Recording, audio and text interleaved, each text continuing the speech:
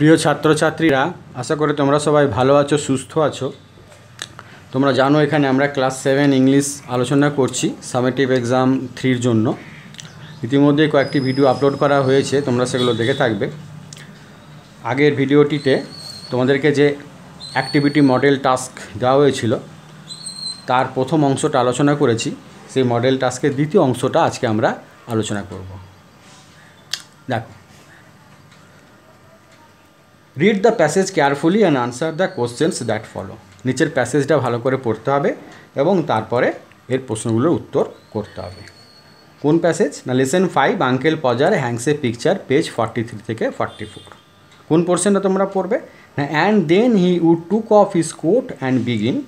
এখান থেকে I shall want you to hand me off the picture, এই পর্যন্ত পড়তে হবে।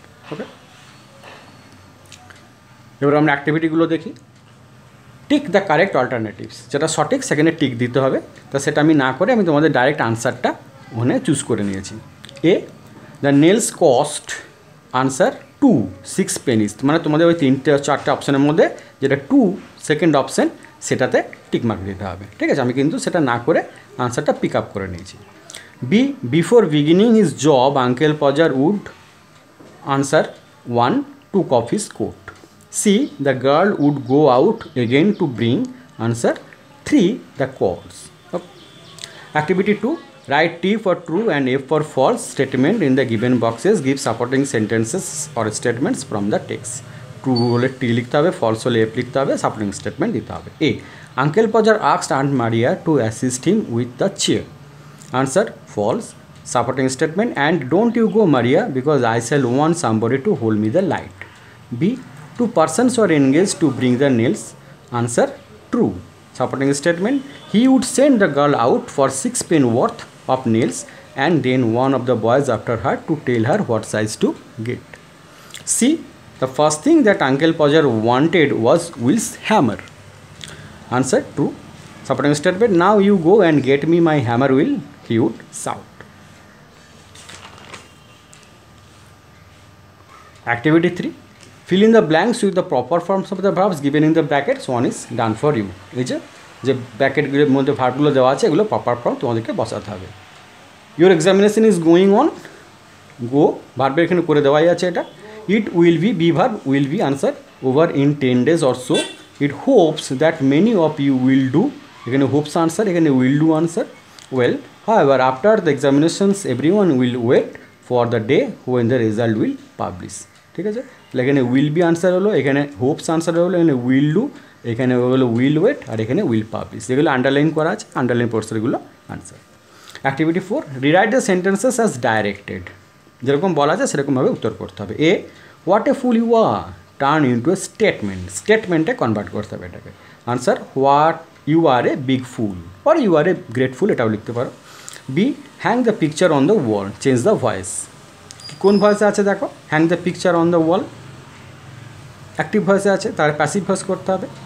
Answer let the picture be hung on the wall. C, she is a happy woman turn into a complex sentence. 3 রকম sentence, simple, complex, compound. তাহলে কমপ্লেক্সে করতে হবে। কোন সেন্টেন্সে আছে দেখো, সিম্পল সেন্টেন্সে, কমপ্লেক্সে করতে হবে। Answer she is a woman who is happy. ঠিক আছে, তাহলে এটা হয়ে গেল আমাদের অ্যাক্টিভিটি 4-এর আনসার। এবার আমরা চলে আসছি activity 5। Suppose one day you and your brother undertook a task of hanging a picture on the wall of your room. ধরো তুমি আর তোমার দাদা তোমাদের রুমের একটা দেওয়ালে একটা পিকচার টাঙানোর কাজ নিয়েছো। Write in your own words all the funny things that both of you did during the work in 5 complex sentences. ঠিক আছে, তোমার নিজের ওয়ার্ডে যেসব মজার ঘটনাগুলো তোমরা ঘটিয়েছিলে ওই কাজটা করতে গিয়ে সেইগুলো 5টা পূর্ণ বাক্যে বর্ণনা করতে হবে।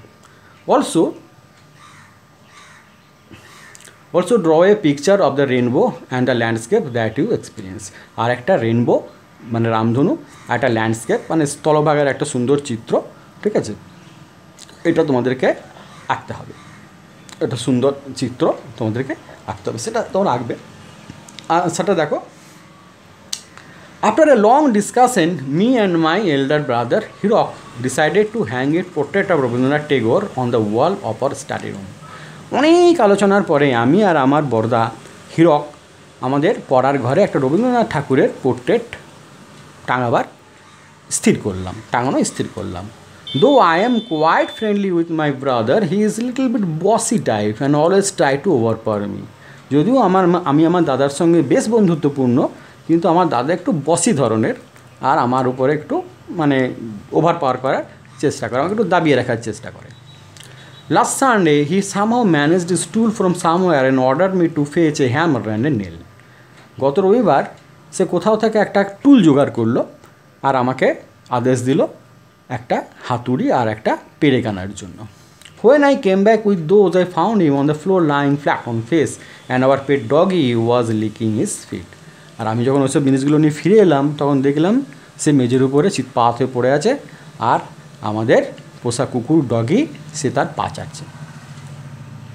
I later learned that when he stood up the stool to measure the height of the drilling point, doggy also tried to share the stool and he fell down on the floor losing his balance.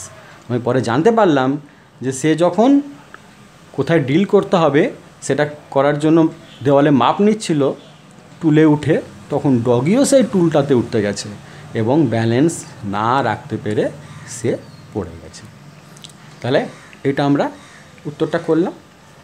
এবারে ছবির ব্যাপারটা কী আছে না, try to draw a picture of the rainbow and the landscape applying your own imagination. তোমরা নিজেরাই ওটা আঁকো, আমি লিখে দিয়েছি এটা মনে করার জন্য।